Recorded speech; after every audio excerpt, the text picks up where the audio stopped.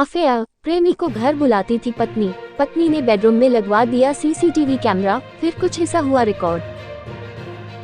उत्तर प्रदेश के अमरोहा से extra marital affair का एक अजीबोगरीब और हैरान कर देने वाला मामला सामने आया है, जहां एक पति जब परिवार की जीविका चलाने के लिए दूसरे शहर में नौकरी करने गया हुआ था, तभी पीठ पीछे उसकी पत्नी अपने प्रेमी को घर बुलाकर संबंध बनाती थी।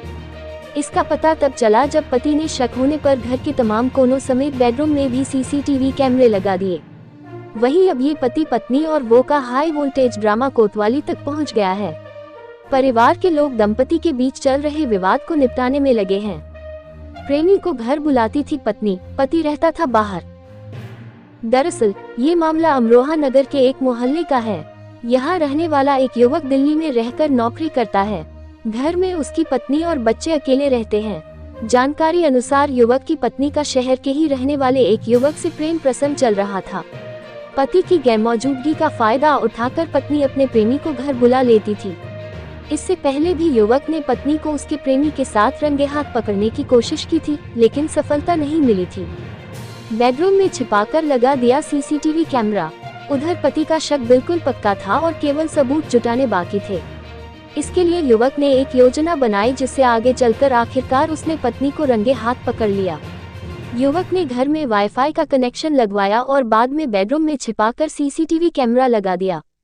पति की जासूसी से अनजान पत्नी बेधड़क होकर प्रेमी को घर में बुलाती रही और दिल्ली में बैठा उसका पति चुपचाप अपने बेडरूम की लाइव फुटेज मोबाइल पर देखता रहा।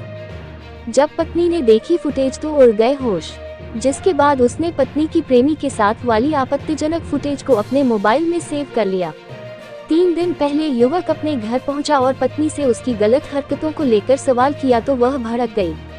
पत्नी खुद पर झूठा इल्जाम लगाने की बात कहकर प्रेम प्रसंग से इनकार करती रही, लेकिन जब पति ने बेडरूम में लगे सीसीटीवी कैमरे की हकीकत बताई तो वो घबरा गई।